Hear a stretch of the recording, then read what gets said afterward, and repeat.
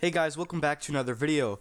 Today, we're going to be taking a look at a hypothetical matchup between the two VP picks, Tim Walz of Minnesota and JD Vance of the state of Ohio. So basically, if something were to happen to both former President Donald Trump and Vice President Kamala Harris, basically, their VP picks would replace them in Tim Walz and JD Vance. So this is basically the battle of the VPs, and basically which VP would be a better, I would say, replacement for their, respective nominees. But before we get started with the map, make sure you guys are subscribed, click the bell so you don't miss out on my content, press the like button, give this video a thumbs up. Don't forget, if you are interested, we have memberships. You can find a link to that in the description section. Now back to the topic of today's video. I'm going to be filling out the electoral map in a matchup hypothetically between Tim Walz and JD Vance to see which vice president pick is better. So now we're going to be starting off with the likely states, now moving into the solid blue column for Tim Walz. I do think now Colorado and New Mexico, both of those states, are now considered safe, solid blue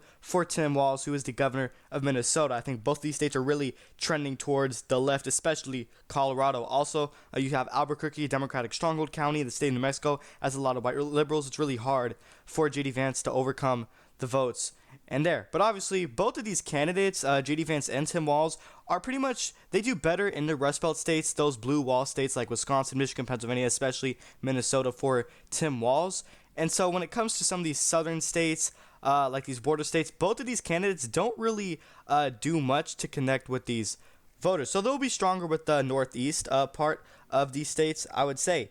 And then I also do think, as for the likely states, I think JD Vance would likely win Iowa by probably 9 percentage points, and then Ohio by like 8 percentage points. Obviously, it's his own home state, so obviously he's going to overwhelmingly win this.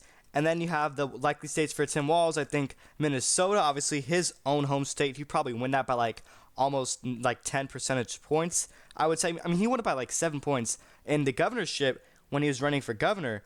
And then I also think Virginia is going to be likely for Tim Walz. I think he should win the state by 7 to 10 percentage points in a margin between there. But as for Minnesota, obviously you have the suburbs here really shifting towards the left, and I think the women vote can really turn out for Tim Walz. I think he can do better in that aspect, and especially Minnesota is really trending towards the left in favor of Democrats. And I also do think New Hampshire is considered likely for Tim Walz if you were to be matching up against JD Vance in a hypothetical scenario.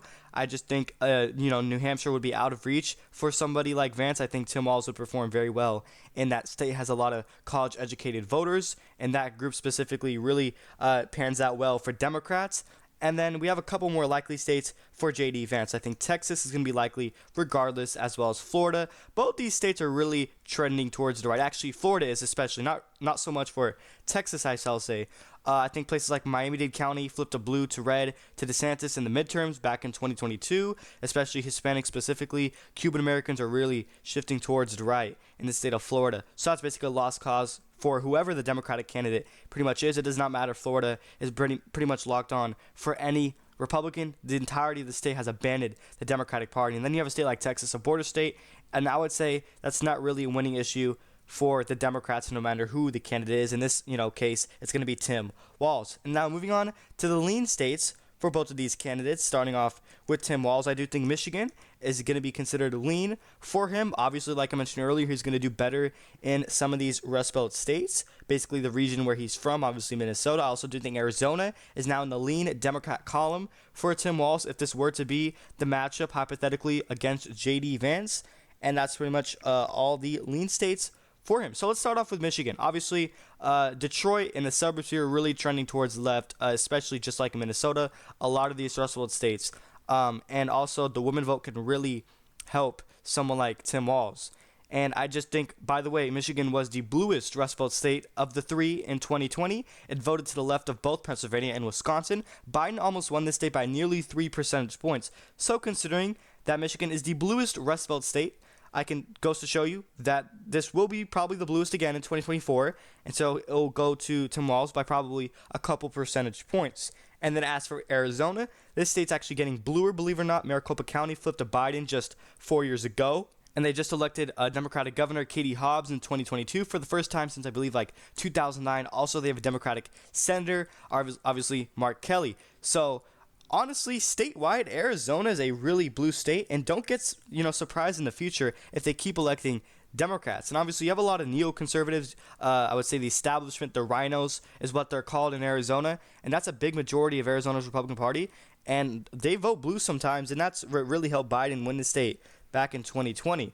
So I think Tim Walz would, win Arizona by a lead margin. I just don't see how J.D. Vance can possibly do well in this state. I just don't see it. And now the lean states for J.D. Vance, in my opinion, in this scenario is going to be North Carolina, and that is pretty much the only one. Believe it or not, this state's actually getting redder. Republicans are doing tremendous in terms of new registered voters.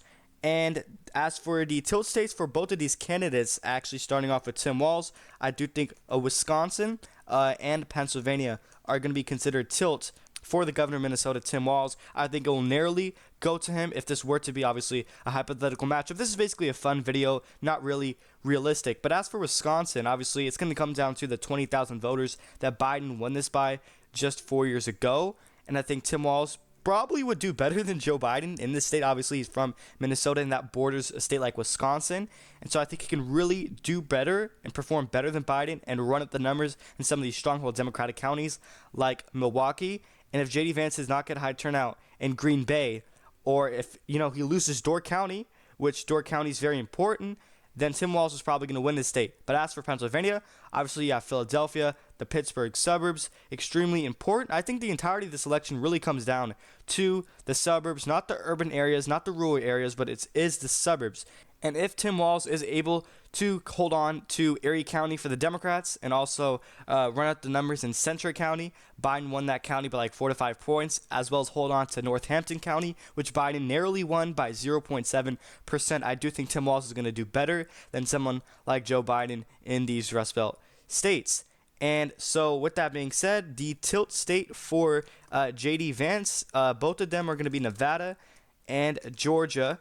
These are the last states before we end off this video. Let's start off with Nevada. I do think J.D. Vance will flip Washoe County, as well as run up the numbers in some, Clark County or the Vegas area. I do think this state's getting redder. Obviously, Nevada is a red trendy state, which is basically the polar opposite of something like Arizona or Minnesota.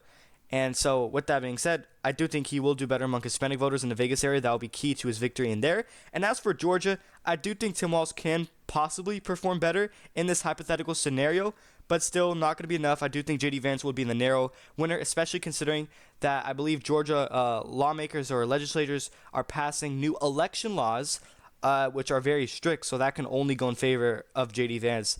Obviously, I think in order for Tim Walz to possibly win Georgia for, again, just like Biden did in 2020, which it only was like 0.3%, a margin of 10,000 votes, extremely rare, hasn't been done for any Democrat since Bill Clinton. So I don't think Tim Walz is going to do it. I think Joe Biden got extremely lucky. Also, he got a lot of turnout from African-American voters, a lot of support from there. I just don't see Tim Walz doing it again, just like Biden did. And so he would have to really run up the numbers in Atlanta, the metropolitan area, the suburbs. I just don't see that happening. Even if it does, it's not going to be enough. So I do think J.D. Vance would win the state by probably a percentage point exactly. So 281 electoral votes for Tim Walz in this hypothetical matchup, and 257 for J.D. Vance. Pretty close election, not really. Let me know your thoughts and opinions on the map in the comment section down below. What states you agree with or disagree with and why. And one last final reminder is to subscribe, click the bell so you don't miss out on my content. Press the like button, give this video a thumbs up. And we have memberships if you are interested. You can find links to that in the description section. That is pretty much it. Thank you everyone for watching.